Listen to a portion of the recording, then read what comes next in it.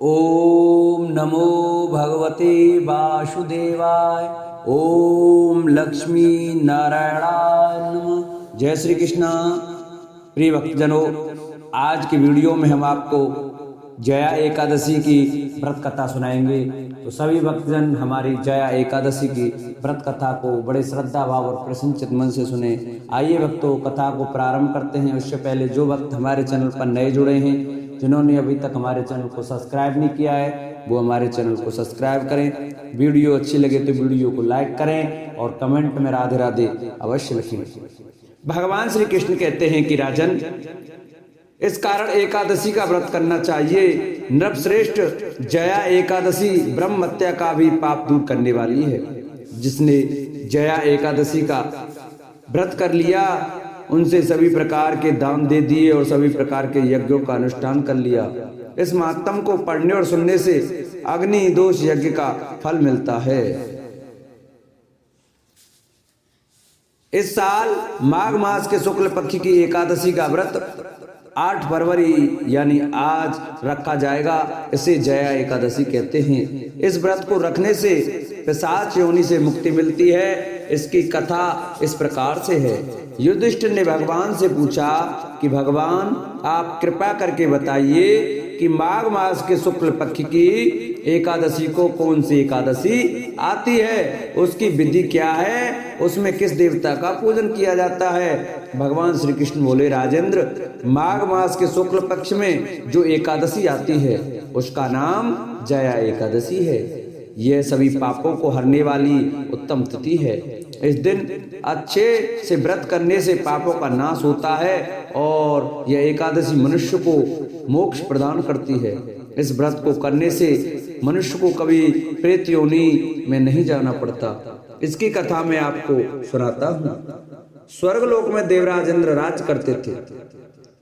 देवगण परिजात वृक्षों से युक्त नंदनवन में अप्सराओं के साथ विहार कर रहे थे।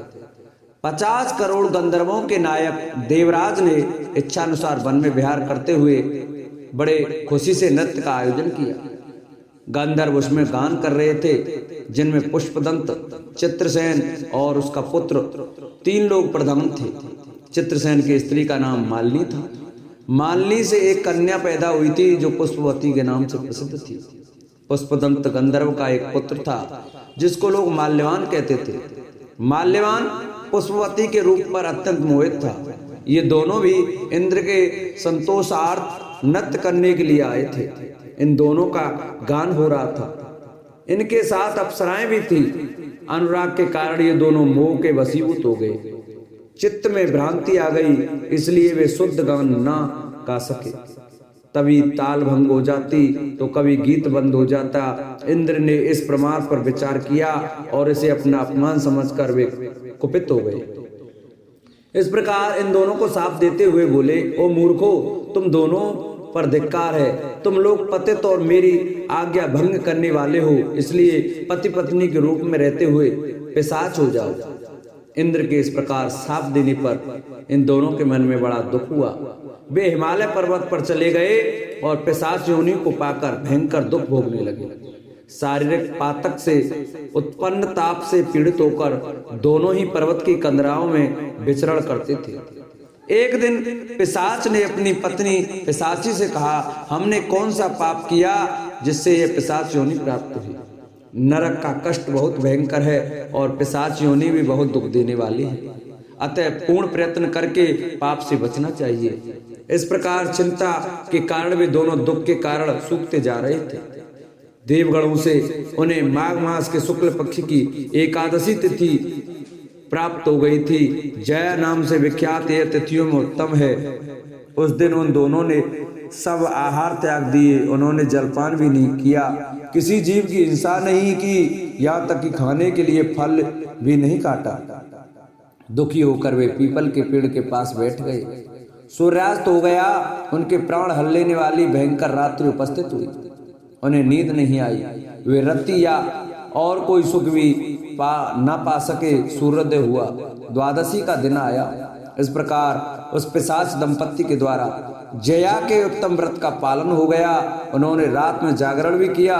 उस व्रत के प्रभाव से तथा भगवान विष्णु की शक्ति से उन दोनों का पिशाचत्व दूर हो गया। पुष्पवती और माल्यवान अपने पूर्ण रूप में आ गए। उनके दिल में वही पुराना स्नेह उमड़ रहा था। उनके शरीर पर पहले जैसे ही अलंकार शोभा पा रहे थे। इन दोनों मनोहर रूप धारण करके विमान में बैठे और स्वर्ग लोक में चले गए। देवराज इंद्र के सामने जाकर दोनों ने बड़ी प्रसन्नता से साथ उन्हें प्रणाम किया। उन्हें देखकर उस रूप में देवराज इंद्र को बड़ा आश्चर्य हुआ। उन्होंने पूछा, बताओ किस पुण्य के प्रभाव से तुम दोनों को पिशाचत्व दूर हुआ है? तुम मेरे श्राप को प्राप्त हो चुके थे, फिर किस देवता ने तुम्हें इससे छुटकारा दिलाया? माल्यवान बोला, स्वामी, भगवान वासुदेव की कृपा और जया एकादशी के व्रत के प्रभाव से हम पिशाच योनि से मुक्त हुए हैं। भगवान श्री कृष्ण कहते हैं कि राजन, इस कारण एकादशी का व्रत करना चाहिए। नवश्रेष्ठ जया एकादशी ब्रह्महत्या का भी पाप दूर करने वाली है। जिसने जया एकादशी का व्रत कर लिया, उनसे सभी प्रकार के दान दे दिए और सभी प्रकार के यज्ञों का अनुष्ठान कर लिया। इस महात्म को जो सुनते हैं उन्हें अग्निदोष के यज्ञ का फल मिलता है। एक बार एक राज्य में एक राजा रहा करता था। राजा बहुत ही बुद्धिमान और बलशाली था। राजा सदैव अपनी प्रजा का बहुत अच्छे से ध्यान रखता था। प्रजा भी अपने राजा को बहुत पसंद करती थी। राजा की 2 बेटियां थीं। राजा अपनी दोनों बेटियों से बहुत प्रेम करता था। राजा की छोटी बेटी देखने में बहुत सुंदर और आकर्षण थी और राजा की बड़ी बेटी छोटी बेटी के मुकाबले थोड़ा कम सुंदर थी। राजा की छोटी बेटी 11 माता की पूजा किया करती थी और सभी लोग राजा की छोटी बेटी से बहुत प्रेम करते थे और बहुत प्रशंसा किया करते थे। राजा भी अपनी छोटी बेटी को बड़ी बेटी से अधिक प्रेम करता था, जिस कारण राजा की बड़ी बेटी को अपनी छोटी बहन से बहुत नफरत होने लगी थी। राजा की दोनों बेटियां जब बड़ी हो गईं, तब एक पड़ोसी राज्य में रहने वाला राजकुमार राजा की बड़ी बेटी के लिए रिश्ता लेकर आया। लेकिन जैसे ही उस राजकुमार की नजर राजा की छोटी बेटी पर पड़ी, तो वह राजकुमार राजा की छोटी बेटी पर आकर्षण हो गया और उससे पहली नजर में प्रेम कर बैठा। उस राजकुमार ने राजा की बड़ी बेटी के साथ विवाह करने से मना कर दिया और उसने राजा से कहा कि राजा, मैं आपकी छोटी बेटी से विवाह करना चाहता हूँ। जिसके बाद राजा की बड़ी बेटी ये देखकर अपनी छोटी बहन से बहुत क्रोधित हो गई और राजा की बड़ी बेटी ने अपनी छोटी बहन को अपना सबसे बड़ा दुश्मन मान लिया। राजा की बड़ी बेटी ने अपनी छोटी बहन से बदला लेने का निर्णय लिया, जिसके लिए उसने अपनी छोटी बहन को जान से मारने का प्लान बनाया। राजा की बड़ी बेटी ने अपनी छोटी बहन को मारने के लिए सबसे पहले एक लड्डू में जहर मिलाकर अपनी छोटी बहन को दे दिया और उसको लड्डू खाने के लिए कहा। लेकिन लड्डू खाने के बाद भी छोटी बहन को कुछ नहीं हुआ। बड़ी बहन यह देखकर बहुत आश्चर्यचकित हो गई, लेकिन बड़ी बहन ने हार नहीं मानी और उसने जब रात में छोटी बहन अपने कमरे में सो रही थी, तब एक मटके से सांप रखकर उसमें कमरे में छोड़ दिया। लेकिन सांप भी छोटी बहन का कुछ नहीं कर पाया। जिसके बाद बड़ी बहन ने अपनी छोटी बहन से कहा कि चलो हम लोग कुएं में से पानी भरकर लाते हैं, जिसके लिए वे अपनी छोटी बहन को पानी भरने के बहाने कुएं के पास ले गई और उसने अपनी छोटी बहन को कुएं में धक्का दे दिया। लेकिन छोटी बहन को तब भी कुछ नहीं हुआ, क्योंकि वह हर बार 11 माता उसकी रक्षा कर रही थी और उधर बड़ी बहन अपने प्रयासों के बाद असफल हो रही थी, जिससे वह बहुत क्रोधित होती जा रही थी। फिर उसने अपनी छोटी बहन के पास जाकर उससे खुद ही पूछा कि मेरी छोटी बहन, तुमको पता है भगवान ने सबकी मृत्यु एक निश्चित समय पर लिखी हुई है और कैसे तुम्हारी मृत्यु होगी, क्या यह तुम जानती हो? तब छोटी बहन ने अपनी बड़ी बहन को बताया कि हाँ, मैं तो जानती हूँ मेरी मृत्यु कैसे होगी। छोटी बहन से यह सुनकर बड़ी बहन मन ही मन बहुत प्रसन्न होने लगी और उसने अपनी छोटी बहन से कहा कि तो मुझे अपनी मृत्यु का राज बताओ। छोटी बहन ने अपनी बड़ी बहन से कहा कि मेरी मृत्यु तो एक तोते में है, जो तोते के गले में एक हार है उससे मेरी मृत्यु होगी। जब तक कोई भी व्यक्ति तोते को मारकर वह हार अपने गले में पहनेगा तो मैं मूर्छित हो जाऊंगी, और जैसे ही उस हार को अपने गले से उतारेगा तो मैं वापस से जीवित हो जाऊंगी। अपनी छोटी बहन की मृत्यु का राज जानकर बड़ी बहन बहुत ही खुश हो गई और उसने अपनी छोटी बहन को मारने के लिए उसके पालतू तोते को ढूंढना शुरू कर दिया। और छोटी बहन को इस बात का आभास हो गया कि कोई उसकी जान लेना चाहता है, जिसके लिए वह अपने पिताजी के पास गई और उसने अपने पिताजी से कहा कि पिताजी, मेरी मृत्यु के बाद आप मुझे जलाइएगा मत, बल्कि आप मुझे अपनी पुरानी हवेली में एक पलंग में लटाकर छोड़ दीजिएगा। अपनी छोटी लड़की की यह बात सुनकर राजा बहुत आश्चर्यचकित हो गए। राजा ने अपनी छोटी बेटी से पूछा, बेटी तुम ये क्या कह रही हो? तब राजा की छोटी बेटी ने बताया, पिताजी समय किसी के नहीं रुक सकता, कब क्या हो जाए किसी को कुछ नहीं पता। और फिर राजा ने अपनी छोटी बेटी से कहा कि तुम ऐसी बातें क्यों कर रही हो? 2-3 दिन में तो तुम्हारा विवाह है। लेकिन छोटी बहन ने अपने पिताजी को ऐसा करने पर मजबूर कर दिया और उनसे वचन ले लिया। राजा ने भी अपनी छोटी बेटी की बात स्वीकार कर ली और 2-3 दिनों के बाद जब शादी का समय आया तब राजकुमार बारात लेकर राजा के घर आया और राजकुमार और राजा की छोटी बेटी का विवाह शुरू हो गया।